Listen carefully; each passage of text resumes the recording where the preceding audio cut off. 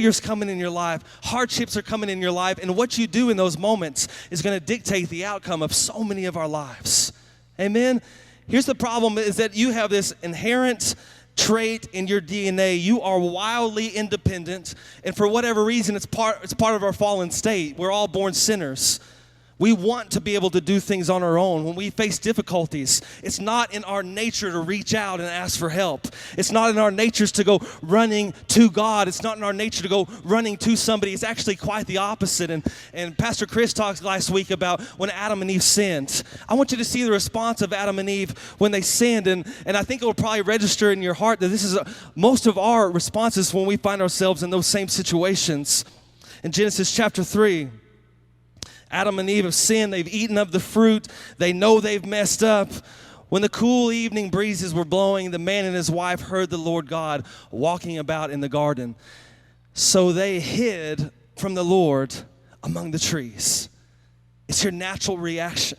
You want to hide. You want to figure it out on your own. You don't want people to see your weaknesses. You don't want people to see your failures. And I think this morning that the enemy has an incredibly powerful tool that we allow him to have in our lives. It may not sound like the scariest. It may not sound like the nastiest tool that the enemy has. But I've seen this tool probably destroy more people in churches than any other tool that the devil uses. I think the number one tool that the enemy tries to use in our lives is a word called isolation. Isolation.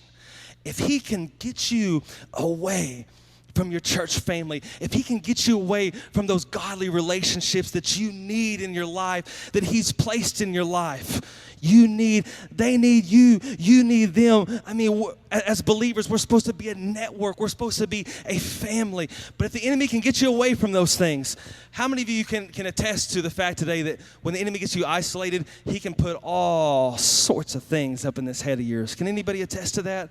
Man, I sure as heck can. I think so much of unforgiveness and bitterness happens because if the enemy can get you by yourself, he can get those wheels turning. He can run scenarios through your mind. They're going to say this, and I'm going to say this, and they're going to say, and you got yourself all worked up. You're fighting mad, and nothing has happened. It's all in your brain.